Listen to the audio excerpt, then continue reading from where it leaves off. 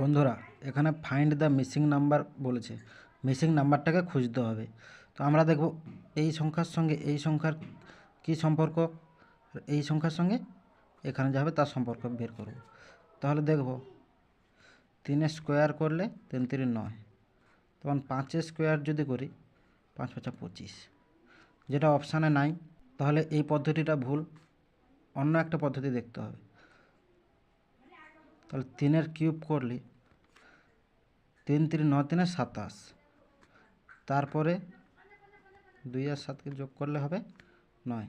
তাহলে এখানে 9 হচ্ছে। সেম এই পদ্ধতিতে 5 কিউব করলে 5 5 25, 5 125,